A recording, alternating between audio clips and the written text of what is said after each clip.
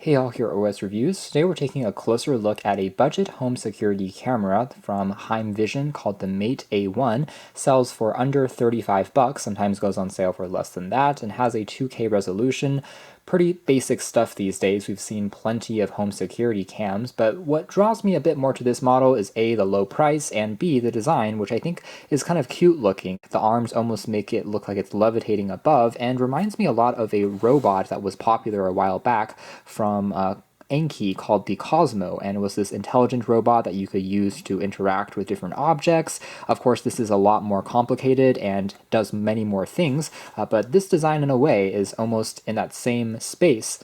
It even has a night vision mode or infrared sensors, which allows it to see in the dark, as well as get notifications if there is any motion detected, or humans' faces can also be tagged so you know who's entering or leaving. Well, there is also a support for MicroSD cards, so you can record videos locally on here and not rely on cloud storage if you don't want to. There is a speaker and a microphone, of course. You can communicate to the person on the other side. The sensor is technically 3 megapixels, but again, the video is capable to be recorded up to 2K. In the box, aside from the mini security cam itself, there is just a quick user guide, tells us how to download and set it up, along with some spare kind of screws for mounting it onto the wall if you want to have it more permanently attached. There's also a 3M sticky tape to mount it onto a surface, and also the charging adapter along with a cable. And this one here is using a micro USB lead, but since it's going to be plugged in at all times, it doesn't have a built-in battery, it's not too big of an issue. Peeling off some of these protective films and wraps, some of my first impressions being that this security camera is tiny in terms of the size. It's kind of hard to show up on camera, but we can compare it with a more standard size home security cam. This one here having a 1080p resolution, and you can really get an idea of the huge difference in size. So this thing is going to be super discreet when you have it onto a table. In fact, here it is next to a phone, a pretty small phone that has a 5-inch display, and you can just tell how much smaller this thing is. It's also really light. The entire thing is made out of a polycarbonate plastic and almost feels like next to nothing when you're picking it up.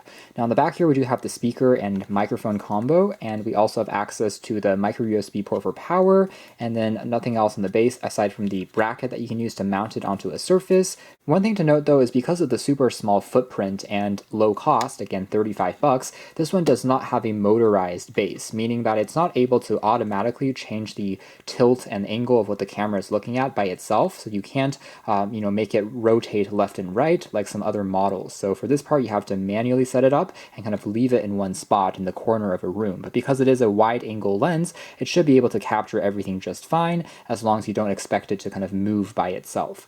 Now the arm though on the back is flexible, so you can again rotate it to different angles and degrees, and including when you pop it open, this is how you can access the micro SD card slot, and that is basically it. So very simple, but also pretty elegant in terms of the design, just very cute looking. Afterwards, we're gonna enter the Wi-Fi password of our router, and the phone will basically generate a QR code, and you'll need to point this QR code at the camera's lens until you hear a ding dong, and that means it's recognized that. The camera will then connect to your Wi-Fi router, connecting itself to the internet, and once that finishes, you can finalize the setup just by naming your camera and selecting where you want to place it. So for example, let's say living room right now, and tap on confirm. And we can tap to have a full screen view, so it will be pretty responsive as long as your internet is fast enough.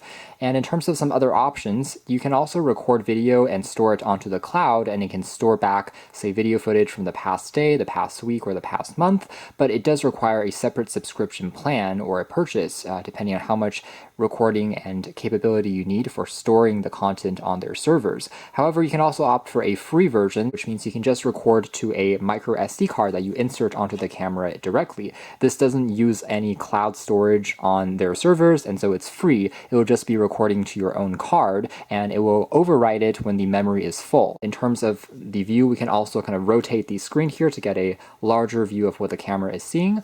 Overall image quality is fair, I'd say. For a home security cam, it's decent. Colors are just so-so. It's a little bit on the plain side, not quite as vibrant as maybe the actual image in front of us right now is, but at the same time not bad.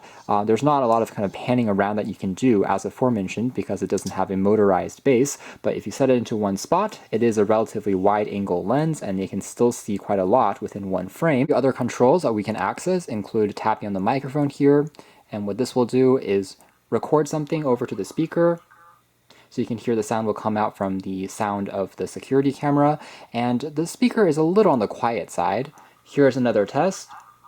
So it's not the loudest thing in the world, but it does work if you want to communicate to someone in the other room. You can also capture a screenshot of what the camera is seeing onto your phone's memory, or begin recording video, but this will be saved onto the security cam's SD card or the cloud.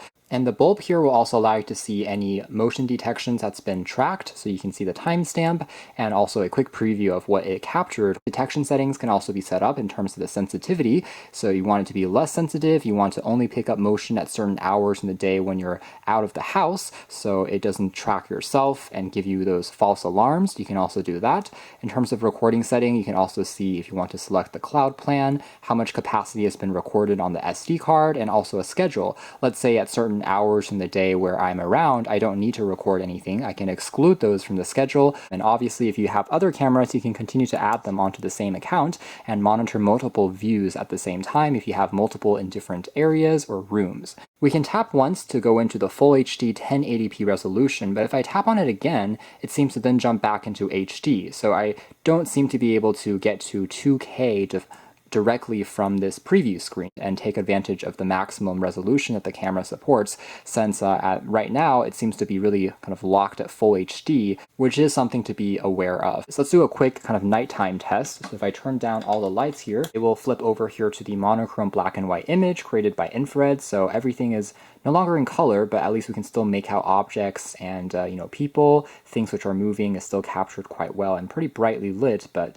to the human eye, of course, everything is pitch black. So there is this automatic switching. If we put the camera here onto the side, we can kind of pick up this is where the infrared is, only visible here on our camera, but to the human eye, of course, this is completely dark. And now if I go ahead and flick the lights back on, it should just automatically switch over to the color view, once again, as you can see there, so it is intelligent and working quite well. So that's more or less it as far as the HeimVision A1 home security camera, a really budget home security camera that more than anything I was attracted to because of the cute design of how compact it is and the fact that it looks more clean and modern than many of the other models I've seen, especially at this price range. Performance is just average, to be completely honest, and the image quality though is clear and definitely good enough to use, and for the price it is, again, pretty good in terms of the value that you're getting. Just keep in mind that you don't get a pan and tilt rotors. You can check out more details if you're interested in the links down below, but for now that's been our video. Thanks for watching here at OS Reviews.